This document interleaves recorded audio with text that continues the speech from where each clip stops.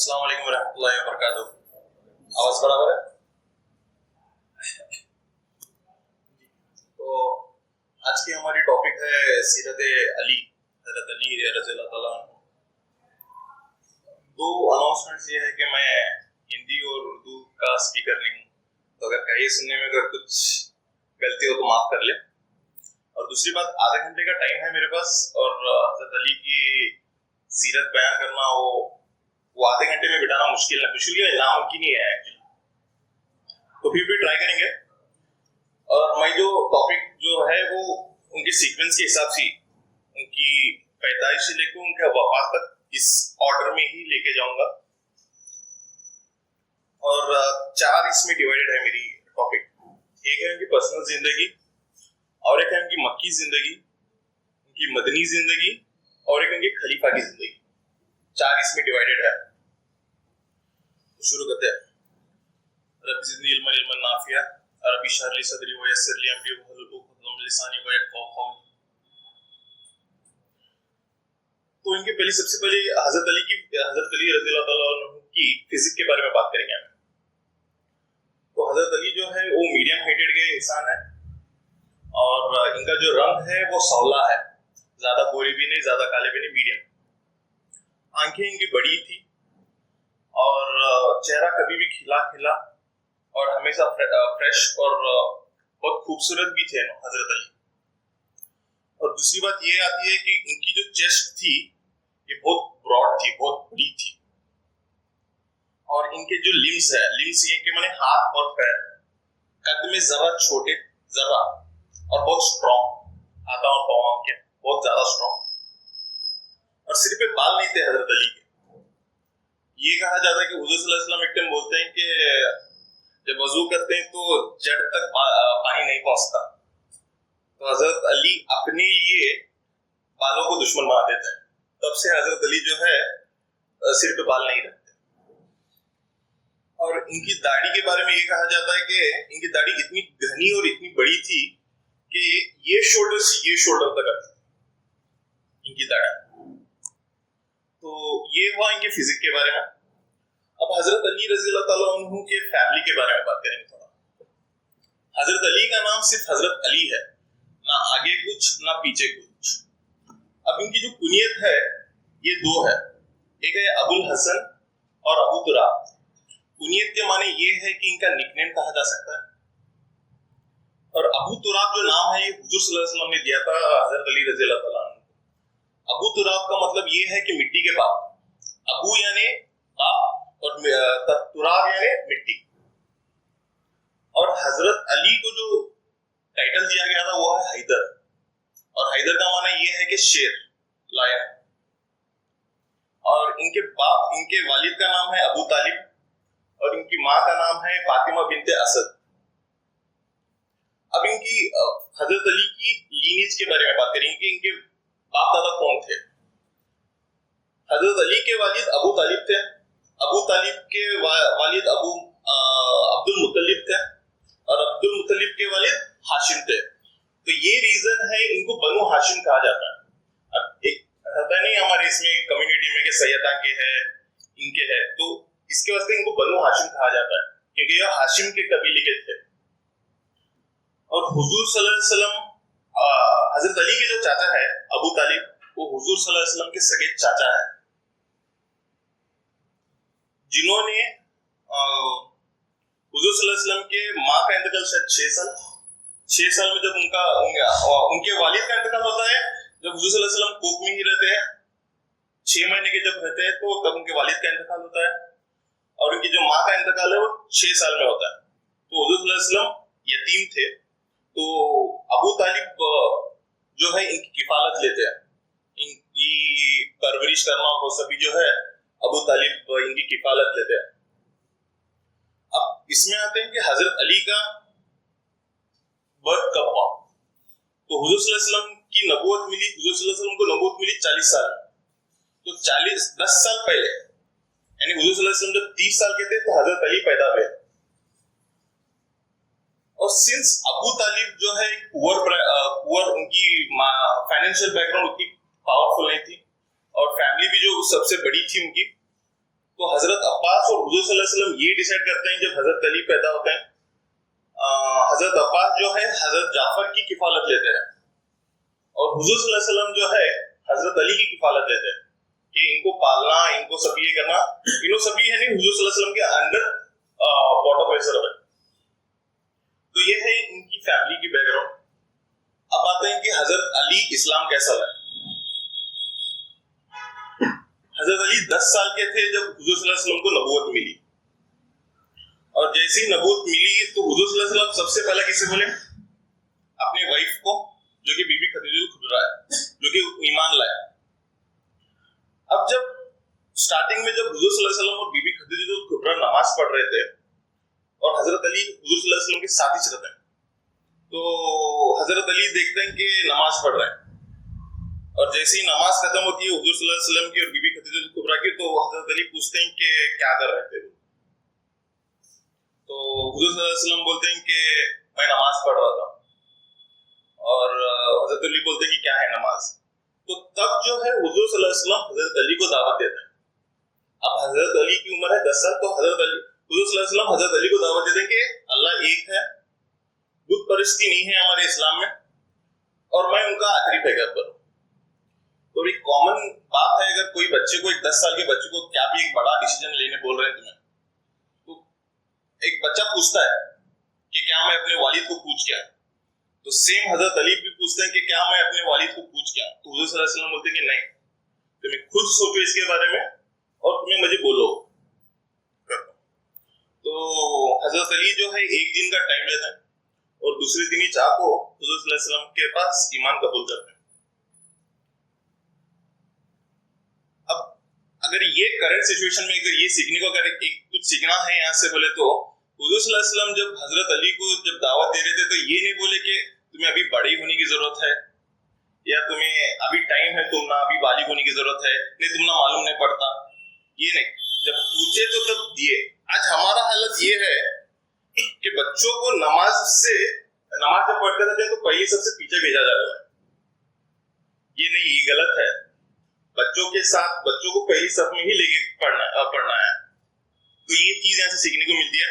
अब रिसोर्सेस के हिसाब से ये पता चलता है कि इस्लाम लाने में वुमेन्स में, औरतों में सबसे पहला है बीबी खदीजतुल कुबरा और मेन में है हजरत अबू बकर और स्लेव्स गुलामों में सबसे पहला है हजरत ज़ैद बिन हारिस और बच्चों में सबसे पहले है हजरत अली। तो हजरत अली ऐसा इस्लाम लाए।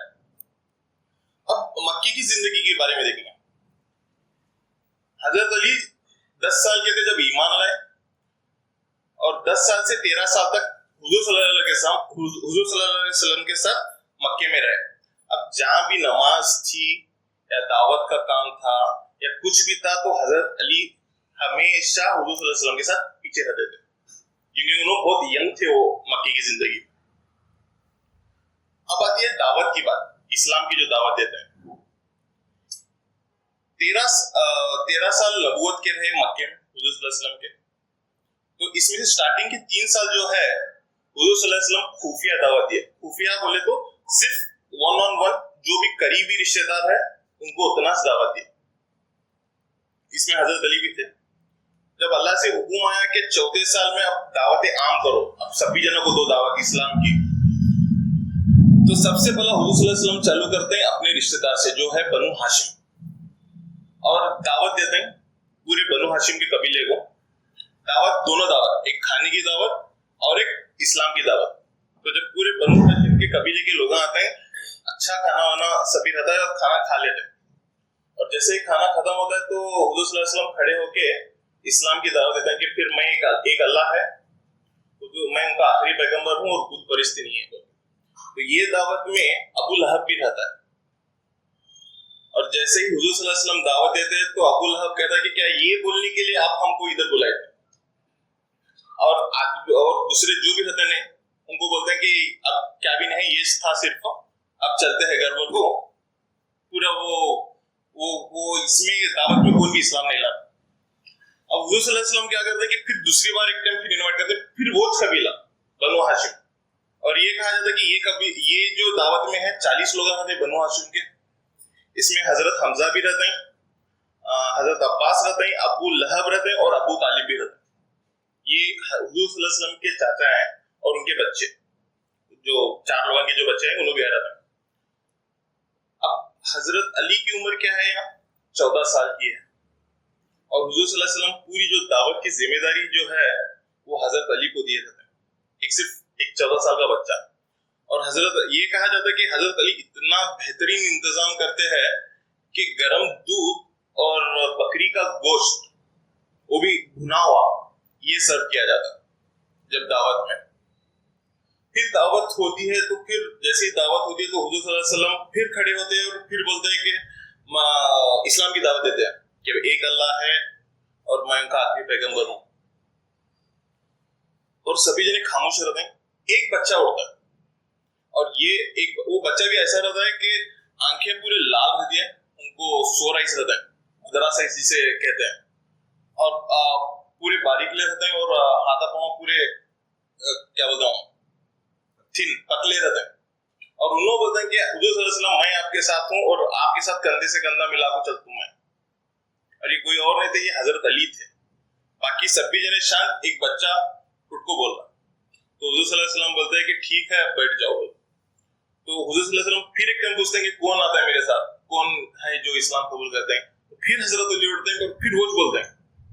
ऐसे 3 बार होता है और सिर्फ हजरत अली ही वो दावत में जो है ये करते हैं, आंसर देते हैं, और बाकी सभी कौन भी वो दावत में ईमान नहीं लाते। अब जैसा फिरोज भाई जो पूरी सीरत बोले हुजूर सल्लल्लाहु अलैहि वसल्लम की, क्या क्या हुआ और क्या क्या नहीं हुआ नबो हिजरत से पहले, तो वो पूरे हैं। हजरत अली जो है हुजूर सल्लल्लाहु अलैहि वसल्लम के साथ ही रहते थे इसमें पूरा। अब है हिजरत का टाइम 53, हुजूर सल्लल्लाहु अलैहि वसल्लम की उम्र 53 रहती है और हजरत अली की उम्र 23 रहती है। अब जैसा हुजूर सल्लल्लाहु अलैहि वसल्लम जैसे ही दावत देते रहते हैं 13 साल, इसमें सिर्फ चंद लोग ईमान लाए रहता है। बाकी के पूरे जो मक्के के लोग हैं हुजूर सल्लल्लाहु अलैहि वसल्लम को सिर्फ तकलीफ दे सर और कौन भी ईमान लाया नहीं। और जैसा जैसा तकलीफ ज्यादा होती है तो अल्लाह ये हुक्म करता है हुजूर सल्लल्लाहु अलैहि वसल्लम के कि अब तुम हिजरत करो मदीना के लिए। तो जैसे ही हुक्म होता है तो हुजूर सल्लल्लाहु अलैहि वसल्लम नहीं निकलते। पहला जो भी ईमान लाए रहते हैं उनको बोलते हैं कि आप मदीना हिजरत करो। अब यहाँ ये सीखने की है कि ये एक लीडर की क्वालिटी है। पहला हुजूर सल्लल्लाहु अलैहि वसल्लम नहीं है, पहला पूरे जना को भेजे और लास्ट तक रुके रहे। और ये देखते हुए जो मक्के के लोग हैं कि ये समझते हैं कि अब जो मुसलमान जो है बाहर जाकर कोई बहुत पावरफुल फौज लेकर को हम लोग वापस ये लेंगे, बदला लेंगे। तो ये सोचते हुए मक्के के लोग ये डिसाइड करते हैं कि आप हुजूर सल्लल्लाहु अलैहि वसल्लम को का कत्ल करेंगे, क्योंकि ये अब प्लान है। तो जैसे ही अभी ये प्लान होता है तो ये बात हुजूर सल्लल्लाहु अलैहि वसल्लम को मालूम पड़ती है और हुजूर सल्लल्लाहु अलैहि वसल्लम और हजरत अबू बकर मदीना के अपोजिट डायरेक्शन में निकलता है। अगर मदीना ये साइड है तो अपोजिट डायरेक्शन में निकलता है, क्योंकि उनको बच को जाने का रहता है। इसमें हुजूर सल्लल्लाहु अलैहि वसल्लम क्या बोलते हैं हजरत अली को कि आप मेरे घर में मेरे बेड पर सो जाओ, ताकि जो मक्के के लोग हैं उनको डिस्ट्रैक्शन पैदा हो। उन्होंने समझे कि अभी हुजूर सल्लल्लाहु अलैहि वसल्लम घर में ही है, मगर हुजूर सल्लल्लाहु अलैहि वसल्लम निकल गया था, वहां हजरत अली रहते हैं। अब इसके अंदर नेक्स्ट ये है कि एक मिसाली सैक्रिफाइस में बोलूंगा। जब हुजूर सल्लल्लाहु अलैहि वसल्लम बोले कि आप मेरे बेड को सो जाओ, हजरत अली रज़ियल्लाहु ताला की उम्र है 23, ना कुछ एक क्वेश्चन पूछे ना एक सवाल की क्या, और हजरत अली वहां रह जाते। तो अपनी पूरी युद्ध की जिंदगी, जवानी की जिंदगी दांव पर लगाए रहते हैं हजरत अली। और ये कहा जाता है कि हजरत अली रज़ियल्लाहु ताला अन्हु की सबसे बेहतरीन नींद है उस दिन, कि बोले तो हुजूर सल्लल्लाहु अलैहि वसल्लम बोले थे कि 2 दिन के बाद मैं अपने को मदीना में मिलता। तो ये यकीन था हुजूर सल्लल्लाहु अलैहि वसल्लम के ऊपर, और उन्होंने आराम से सोते हैं वो रात। और फिर और सिचुएशन भी देखो कि पूरे घर के आजू बाजू जो है पूरे आर्म्ड सोल्जर्स हैं और इन्होंने निहत्ते अकेले। और जैसे ही उन्होंने अटैक करते हैं और देखते हैं कि हुजूर सल्लल्लाहु अलैहि वसल्लम नहीं है, तो मक्के के लोग भी क्या होते हैं कि हजरत अली को कुछ करते नहीं, उन्होंने हुजूर सल्लल्लाहु अलैहि वसल्लम को ढूंढते हुए निकलते हैं और हजरत अली भी वहां चुप रहते हैं। हजरत अली इसके बाद 2 दिन रहे मक्के में और 2 दिन ये काम हुजूर सल्लल्लाहु अलैहि वसल्लम जो काम दिए थे वो करते रहे। अब ये काम क्या था, मुसलमान हो या नॉन मुस्लिम हो, हुजूर सल्लल्लाहु अलैहि वसल्लम के पास कुछ अमानत रखा करते थे सभी जने। अब चाहे तो वो माल हुजूर सल्लल्लाहु अलैहि वसल्लम सोचते भी नहीं थे उसके बारे में, या हजरत अली को भी बोलते नहीं थे, क्या जो टॉर्चर कर रहे हैं उनका तो माल था उधर, मगर ये है कि हुजूर सल्लल्लाहु अलैहि वसल्लम बोले रहते हैं कि ये माल जिसका जिसका ये है, क्या बताऊं, अमानत जो है वो उनके पास पहुंचा वापस। और आज हमारे ट्रांजैक्शन हमें खुद देख ले सकते हैं, हमें किससे क्या कर रहे हैं क्या। अब इसके बाद जैसे फिरोज भाई बोले कि 3 काम है हिजरत करने के बाद, कि पहला सबसे पहला जो है मस्जिद तामीर करेगी, मस्जिद खुबा है। दूसरी है अपना ब्रदरहुड ट्रीटी बिटवीन मदीना और मक्के के लोगों में, और जो वहां कबीले थे उनके साथ ट्रीटी। ये 3 ट्रीटी के बाद सबसे पहला इवेंट आता है जंगे बदर। जंगे बदर इस्लाम की सबसे पहली बैटल है जो लड़ी गई। इसमें 313 लोग थे और ओपोनेंट जो मक्के के लोग थे वो 1000 लोग थे। अब इसमें एक ये है कि 2 फ्लैग बेयरर्स थे। अब फ्लैग बेयरर्स ये है कि जो झंडा पकड़ते सामने, जो पूरे कोसी भी जंगा में देखे रहेंगे एक झंडा पकड़ते सामने। अब ये तब के प्रिंसिपल्स ये थे कि अगर झंडा ऊपर ही चढ़ा तो जंग अभी ऑन है, अभी लड़ रहे हैं। अगर झंडा पड़ गया तो वो टीम हार गई, वो फौज हार गई। और अगर झंडा स्ट्रेट आया, स्ट्रेट करे, तो इसका मतलब ये है कि हमें ड्रॉ को बुला रहा, कॉम्प्रोमाइज को बुला रहा। तो ये जंग में 2 फ्लैग बेयरर्स थे, उसमें से हजरत अली एक थे, और हजरत अली जो है फॉरवर्ड इसके थे, फॉरवर्ड ट्रूप जो बोलते हैं, ब्लॉक जो फॉरवर्ड सफ थे उसके ये फ्लैग बेयरर रहता है। तो जैसे ही जंगे बदर को पहुंचते हैं तो हुजूर सल्लल्लाहु अलैहि वसल्लम बोलते हैं हजरत अली को जाओ और वो बैटलफील्ड का मुआयना लेके आओ। तो हजरत अली उसका पूरा मुआयना लेके आते हैं।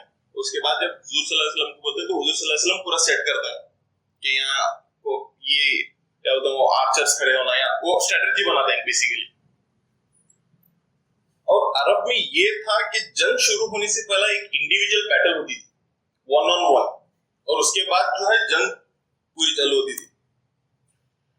तो जो मक्के के लोग हैं वहां से 3 लोग आते हैं और फुल हैवी, मतलब अच्छे खासे बड़े रहते हैं और एक्सपीरियंस्ड बोलते हैं, तो एक्सपीरियंस आदमी आता है। और यहाँ से 3 अंसार है उठ को जाता है।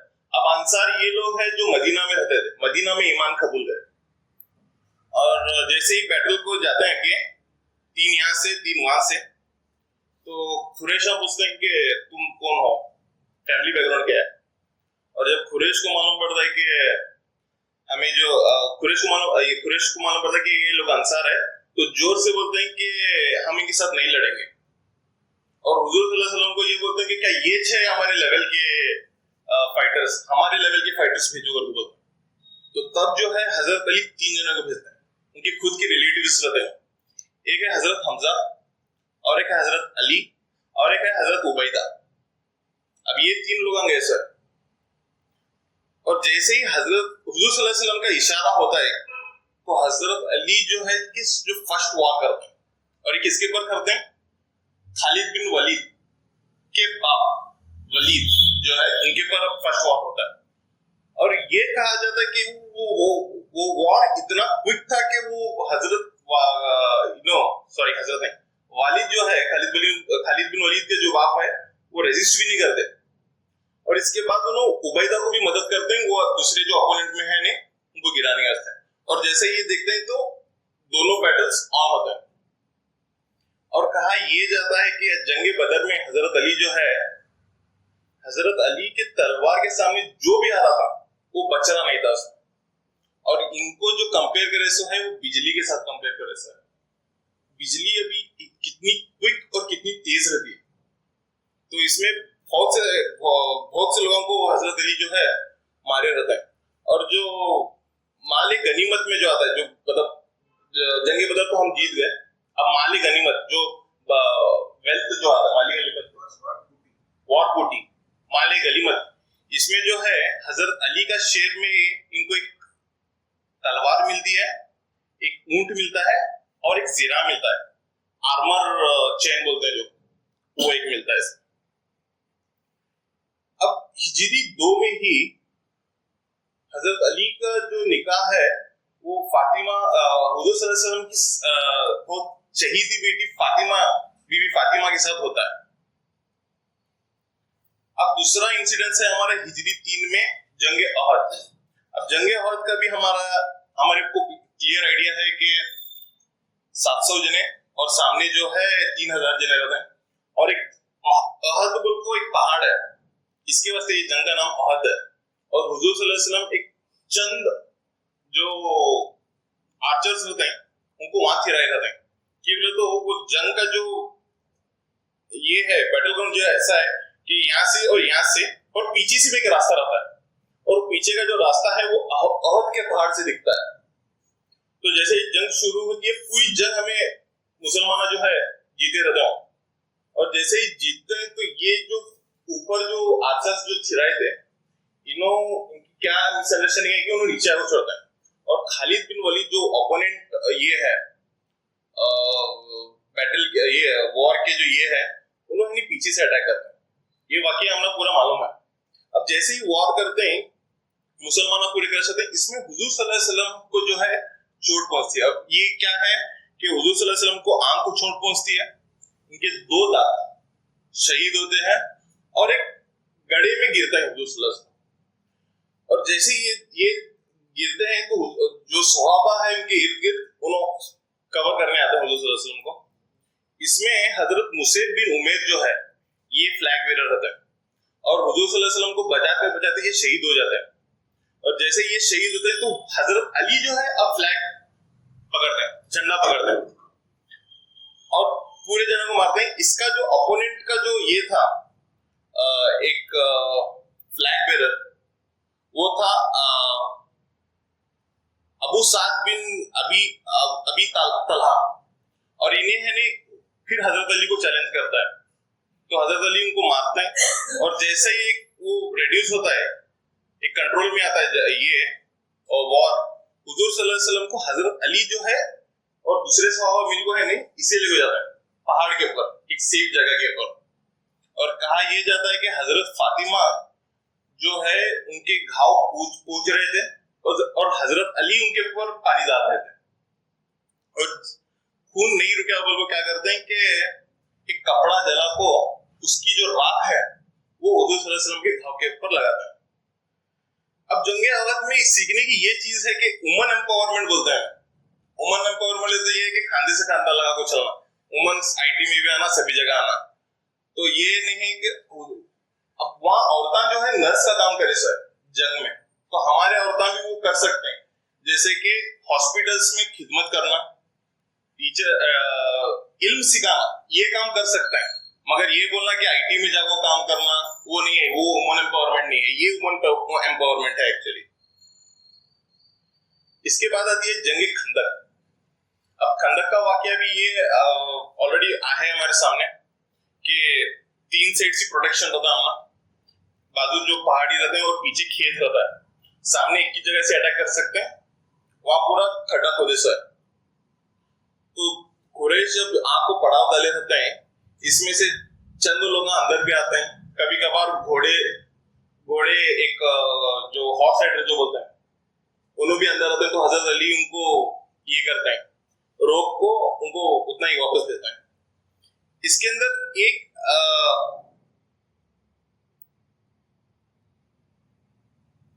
जो ओपोनेंट वॉर का जो एक चिफ्टन है आमिर बिन अब्दो, ये हजरत अली को चैलेंज करता है कि मैं आपको चैलेंज करता हूँ 1-on-1 अगेन। और जैसे ही आता है और घोड़े में सोता है और ये बोलता है कि मैं आपको नहीं मारना चाहता, मेरी दुश्मनी आपके साथ नहीं है, मेरी दुश्मनी है हुजूर सल्लल्लाहु अलैहि वसल्लम के साथ। तो हजरत अली का जवाब ये रहता है कि मैं आपको मारना चाहता हूँ क्योंकि तुम्हारी दुश्मनी मेरे हुजूर के साथ है। तो जैसे ही उन्हें घोड़े पे से उतरते तो 1-on-1 मैच होती है। फिर हजरत अली के जितने भी वॉर है एक ही वॉर, एक झटके में सामने वाले को गिरा देते हैं। तो जैसे ही इनका चिफ्टन मरता है तो ये देख के जो आर्मी थी उन्हें भी वापस जाकर छोड़ता है, और वो वाक्य भी है हमारे सामने कि एक तूफान आता है और उनका सब उड़ को जाता है। तो ये है जंग खंदक के बारे में। अब एक ये है कि लेसन टू बनु साद बोल के है, एक बनु साद एक मदीना के पास एक रॉयल ये रहता है कबीला, और हिजरी 6 में है ये। इन्हों क्या कर रहे थे बोले तो खैबर जो एक जीविश ट्राइब था उनको है नहीं फोर्सेस दे रहे थे आदमिया के इस्लाम के खिलाफ लड़ो बोलो। और जंग खंदक के बाद जब बात मालूम पड़ती है तो हुजूर सल्लल्लाहु अलैहि वसल्लम 100 सोल्जरों के साथ हजरत अली को कमांडर बना को भेजते हैं कि उनके खिलाफ जाको लड़ो बोल को। और हजरत अली फिर 100 खाली 100 कितने की रहते हैं 600 के 700 होते हैं कम। इस्लाम के जितने भी वॉर्स है हमारी तादाद बहुत कम है इसमें, और सामने वाले की डबल या ट्रिपल रहती थी हमेशा। तो 100 सोल्जर्स के साथ वो जो बनु साद का जो ये है उनको पूरा कॉन्कर करते हैं। इसमें से जो मालिक गनीमत है ये है 500 कैमल्स और 2000 शिप्स बकरे, ये हजरत अली जो है लेके आते हैं वापस। ये है बनु साद के बारे में। अब है हुदैबिया ट्रीटी। हुदैबिया ट्रीटी के बारे में ऑलरेडी सभी टॉपिक्स फिरोज भाई कवर करे सर, तो भी अब हुदैबिया ट्रीटी के बारे में ये है कि वो उम्रे को जाते 1400 सहाबा और हुजूर सल्लल्लाहु अलैहि वसल्लम, और जब मदीना के ये मक्के के नजदीक आते रहते हैं तो वहाँ एक गांव रहता है हुदैबिया बोल को, तो वहां रुकते हैं और कुरैशा को जो मालूम पड़ता है कि वॉर को आ रहे हैं, और हुजूर सल्लल्लाहु अलैहि वसल्लम हजरत उस्मान को भेजते हैं कि जाओ वो सुलझा को बोल को। अब यहाँ एक ट्रीटी के बारे में बात है सर जो ऑलरेडी हमारे सामने है। ट्रीटी ये थी कि वॉर को नहीं आ रहे और हम ना हज करने दो सभी बोल। ये जो ट्रीटी जो है ये ट्रीटी हजरत अली लिखते हैं, ये ट्रीटी जो है हजरत अली लिखते हैं। और जब ट्रीटी लिखते वक्त हजरत अली कैसा चालू करते हैं बोले तो अल्लाह एक है और हुजूर सल्लल्लाहु अलैहि वसल्लम उनके आखिरी पैगंबर है। और जब ये लिखते ही नो ये लिखे बराबर कुरैशा का ऑब्जेक्शन आता है कि ये तो एक चीज है जिसकी वजह से आप और हम अलग है। अल्लाह को उन्होंने भी मानते थे मगर आखिरी पैगंबर को नहीं मानते थे उन्होंने। तो ये लिखे बराबर ऑब्जेक्शन आता है तो हुजूर सल्लल्लाहु अलैहि वसल्लम बोलते हैं कि काटो, जो मैसेंजर है लास्ट मैसेंजर वो जो लिगेसर है वो काटो को बोलता है। तो हजरत अली उनकी बात नहीं मानते हुजूर सल्लल्लाहु अलैहि वसल्लम। तो खुद हुजूर सल्लल्लाहु अलैहि वसल्लम जो है वो काट को और वो ट्रीटी ज्वाइन होती। तो सुलेह हुदैबिया में हजरत अली रज़ियल्लाहु ताला अन्हु थे तो जो ट्रीटी को ड्राफ्ट कर रहे थे उधर, और उस साल हज नहीं होता, उम्रा नहीं होता। अब है एक कबीला था खैबर बोल को, उसे कॉन्कर करने का था क्या। वहां पे पूरे यहूदी जीविश लोग रहते थे और कहा यह जाता है कि उनके बहुत बड़े फोर्ट्रेसेस थे। फोर्ट्रेसेस बोले तो जो किले बोलते हैं, और वो किले भी ऐसा थे कि एक के अंदर एक के अंदर एक, ऐसे 13 किले थे उनके, और सबसे बड़ा किला सबसे बाहर। तो जाको पूरे मुसलमान जो है पड़ाव डालते हैं वहां, 3 या 4 दिन का टाइम है कि कौन भी वो अंदर घुस नहीं सकते। सहाबा एक के बाद ट्राई करते रहते हैं। तो जब बात हुजूर सल्लल्लाहु अलैहि वसल्लम को मालूम पड़ती तो हुजूर सल्लल्लाहु अलैहि वसल्लम बोलते हैं कि कल तक मैं जो झंडा है एक ऐसे आदमी के हाथ में दूंगा जो खैबर को फतह करेगा, बोल खैबर को कॉन्कर करेगा बोल। तो सभी सहाबा जो है सोचते रहते हैं कि किसे आता है। हजरत अली को क्या भी नहीं है, आइडिया नहीं है, और उनको है नहीं, फिर वो है नहीं सोराइज वेसर रहता इधर। तो दूसरे दिन जो है हुजूर सल्लल्लाहु अलैहि वसल्लम हजरत अली को बुलाते हैं और वो झंडा जो है उनके हाथ में देते हैं। और जैसे ही झंडा देते तो हजरत अली बोलते हैं कि और दूसरे भी है सहाबा, आप उनको नहीं दिए और मेरी आंखें भी ये है बोलो। तो हुजूर सल्लल्लाहु अलैहि वसल्लम बोलते हैं कि आप झंडा आप पकड़ो, और उनका जो थूक है हुजूर सल्लल्लाहु अलैहि वसल्लम का वो हजरत अली के आंखों में लगाते हैं, और जैसे ही लगाते हैं इमीडिएटली उनके आंखें भी ठीक होता है और उन्होंने अटैक हो जाता है। अब एक फोर्ट है बोले तो एक दरवाजा भी रहेगा उसे, और वो दरवाजा कितना बड़ा रहता है हमें मालूम है, इसका पत्थर का दरवाजा है तो लकड़ी का रहता है। और जैसे ही हजरत अली जाते हैं, हजरत अली एक वाहिद इंसान वो पूरे दरवाजे को उठा देते, और कहा यह जाता है कि बाद में अगर दूसरे सवाब उठाने गए तो वो एक 15-20 जने उठा नहीं सकते हो दरवाजे का, तो पूरा वो दरवाजा उठा के फेंकते हैं, पूरी आर्मी घुसती है अंदर। वहां का एक इंजीनियर रहता है, कमांडर, एक चिफ्टन बोलता है मैं जिसे, जिसका नाम है मरहब, और उन्हें जो है इतना ऊंचा रहता है कद में और इतना पावरफुल रहता है, और उन्हें आपको चैलेंज करता है फिर 1-on-1। जैसे मैंने बोला कि वॉर के पहला 1-on-1 मैचेस होते थे, बोल जिसका नाम मरहब है, उन्हें आपको हजरत अली को फिर चैलेंज करता। तो उन्हें इतना ऊंचा, और हजरत अली के सामने बहुत छोटे छोटे कद के, बहुत छोटे, तो जैसे ही उन्होंने एक्सेप्ट करते हैं, फिर हजरत अली का सिर्फ एक ही वार, हजरत अली जाने जाते इसके वजह से कि उनका एक वार सामने का इंसान है पूरा डिफीट होता है। तो इसमें भी फिर जैसे ही उन्हें मरता है मरहब, फिर अटैक करते हैं और खैबर को फिर जो है हजरत अली जो है कॉन्कर करता है। अब इसके बाद है मक्का एक्सपेडिशन, फतेह मक्का। अब फतेह मक्का जो है हिजरी 8 में हुई। इसके अंदर डेट, एक्चुअल डेट बोले तो 10th रमजान, क्या हुजूर सल्लल्लाहु अलैहि वसल्लम 10,000 की फौज लेको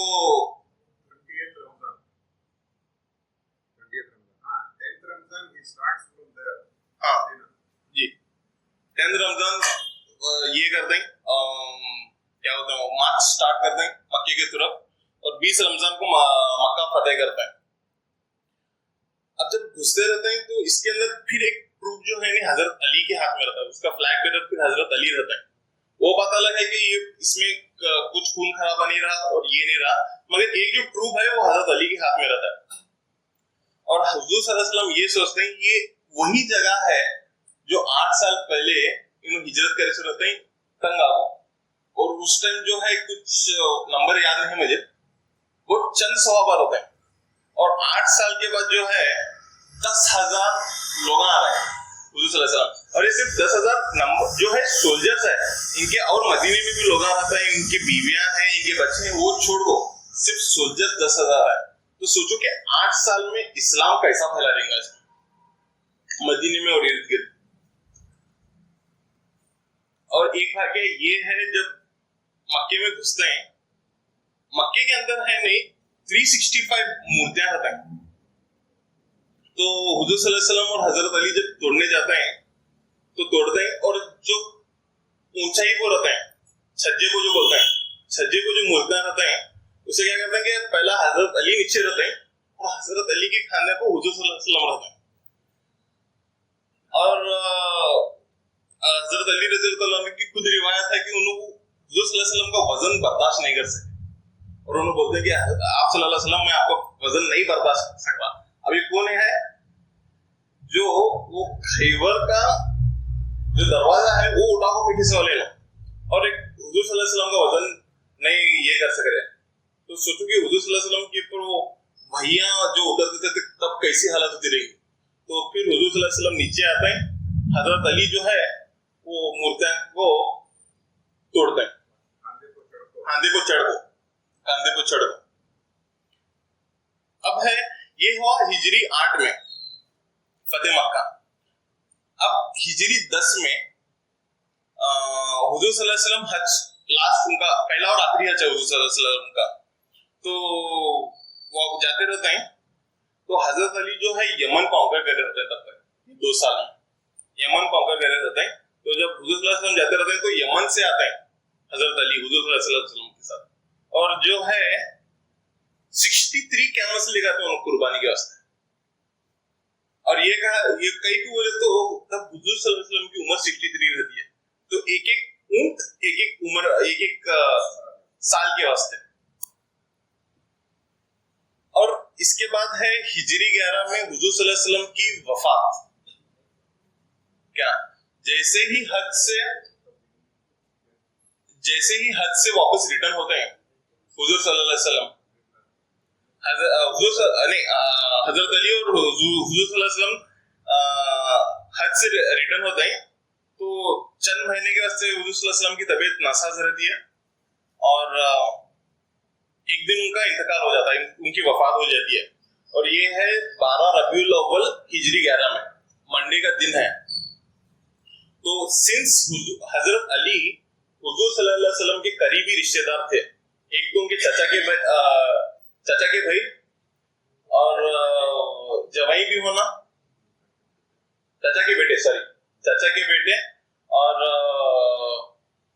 जवाई भी होना, तो करीबी रिश्तेदार होश थे। तो हुजूर सल्लल्लाहु अलैहि वसल्लम को गुस्ल भी उन्होंने दिए और उनके जो और रिचुअल्स रहते हैं खबर में ये उतारना वो सभी वो हजरत अली करते हैं, खबर भी उन्होंने को दिया। तो पूरे जो रिचुअल्स हैं वो हजरत अली करते हैं। अब इसके बाद हुजूर सल्लल्लाहु अलैहि वसल्लम का इंतकाल के बाद खिलाफत हजरत अबू बकर सिद्दीक के आदमी, उसके बाद हजरत उमर, हजरत उस्मान, अब वो पूरे ऑलरेडी बयान हो चुके हैं। तो हजरत अली हजरत उस्मान रज़ियल्लाहु ताला अन्हु के इंतकाल के बाद 3 दिन के वास्ते कौन भी खलीफा नहीं था। और मदीना के लोग बोलते हैं कि आप वो पोजीशन ले लो, तो हजरत अली बोलते हैं कि नहीं, ये रेस्पॉन्सिबिलिटी नहीं ले सकता। और जब फोर्स करते हैं तो हजरत अली ले लेते हैं। और हजरत अली का सबसे पहला टास्क क्या रहता है, हम लोग ये डिसाइड करते हैं कि हजरत उस्मान को जो मारे रहते हैं उनको मारना बोल। अगर बहरहाल वो एक ये है कि वो लोग मिलते नहीं, क्या कि वो लोग 3-4 जने अटैक कर रहे होते हैं हजरत उस्मान को। इसके बाद खिलाफत की जो जिंदगी है इसके अंदर बहुत से सिविल वॉर्स है, बहुत से इंटरनल कॉन्फ्लिक्ट्स है हजरत अली के। और मेरे पास टाइम भी कम है, तो ये जो सेक्शन है खिलाफत का, ये या तो सीनियर्स लेते हैं या तो मैं नेक्स्ट सेशन में लेता हूँ। 45 मिनट से ज्यादा हो रहा है मेरा, तो वाइंड अप करने की कोशिश करता हूँ। खिलाफत जिंदगी उनकी बाद में बयान करता हूँ। अब हजरत अली की डेथ मतलब शहादत, इसके बारे में देखेंगे। नेरवान बोल को एक जंग के बाद है नहीं, खवारिज बोल को कभी ये रहता है। अभी खवारिज कौन बोले तो इन्हों भी मुसलमान है मगर बहुत एक्स्ट्राऑर्डिनरी। अब एक अगर ये कंपैरिजन दिए बोले तो एक है ये हिंदुआ और एक है आरएसएस, जो मतलब बहुत कट्टर होते हैं, नहीं बोले तो नहीं, तो वो टाइप के मुसलमान है खवारिज बोल। जैसे ये सिविल वॉर्स होते हैं, अपने अपने इंटरनल कॉन्फ्लिक्ट्स, इसके बारे में जंगे जमाल है, जंगे सिफ्फीन के बारे में हमला जो कॉन्ट्रैक्ट ये आते हैं, उसके ऊपर इन्हों क्या डिसाइड करते हैं कि ये सिविल वॉर्स खत्म करने के वास्ते, मुसलमान और मुसलमानों के बीच में लड़ाई खत्म करने के वास्ते 3 लोगों को मारने का प्लान करते हैं। ये कौन बोले तो हजरत अली, अमीर माविया और आम्र बिन आस, ये 3 जने को खत्म करने का प्लान है। और ये कौन कर रहे हैं बोले तो ये मुसलमान कर रहे हैं। फिर तो इसके वास्ते 3 खवारिजा अपॉइंट करे सर। अब्दुल रहीम बिन मलजाम, ये हजरत अली को मारने का तीनों आदमी, नाजल बोल को अमीर माविया को मारने का आदमी, और अब्दुल्ला बोल को आम्र बिन आस को मारने का आदमी है। ये 3 अपॉइंटेड हुए से खवारिज के कबीले से आए ना, कबीला नहीं है, वो एक ग्रुप है क्या। तो ये जो मलजाम जो है, तब हजरत अली जो है कुफा में रहता है। कुफा एक गांव है मदीना के पास, इसको वहां रहते हैं लोग। और ये डिसाइड करते हैं खवारिज सेम डे सेम टाइम ये तीनों जने को कत्ल करना हो। अमीर बिन माविया उस दिन आए रहते हैं नमाज को, सुबह का टाइम रहता है नमाज को। अमीर बिन माविया जुम्मा के दिन सुबह की नमाज को आए रहते हैं।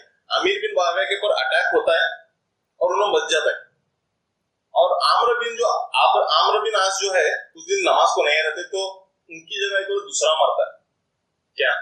मगर हजरत अली जो है सुबह की नमाज को जब जाते हैं और मस्जिद के दरवाजा खोलते हैं और अंदर जाको उन्हें जो सोया रहता है मलजाम उसे जुटाता है, उठा के बोलते हैं कि नमाज का टाइम हुआ बोल, और उन लोग जाको ऐसा है नहीं नमाज पढ़ते रहता है। और जो जब नमाज पढ़ते रहते जब उन्हें सजदे में रहते हैं तो इन्हें जो मलजाम जो है जाको हजरत अली को पीछे से वार करता है, और वो जो चाकू जो है वो जहरीली रहती क्या। तो उसी दिन हजरत अली की वफात होती है क्या। और इनकी जो पूरी जो वो रिचुअल्स है ये उनके जो बेटे हैं इमाम हसन ये पूरे अदा करते हैं। मगर एक बात गौर करने की ये है, जब उन्होंने मरते रहते उनका जब आखिरी टाइम रहता है हजरत अली ये बोलते हैं जो बंदा मुझे मारे सोए नहीं उसके पास से भी सेम ब्लड मनी लो। ब्लड मनी बोले तो पेनल्टी, एक इंसान को मारे तो क्या तो भरना नहीं, तो सेम पेनल्टी लो बोलो। तो उन्होंने ये नहीं बोले कि मुझे मारे उन्हें मैं वक्त का खलीफा उसके पास से ज्यादा लो या तो पूरे वो खवारिजा को पूरा कत्ल कर दो, ये नहीं, उनके पास भी सेम पेनल्टी लो बोलो। तो 20th रमजान हिजरी 40 में इनकी 20th रमजान क्या हिजरी 40 में जुमा के दिन हजरत अली का इंतकाल होता है। तो हजरत अली टोटल उनकी एज है 62। तो ये है हजरत अली के बारे में।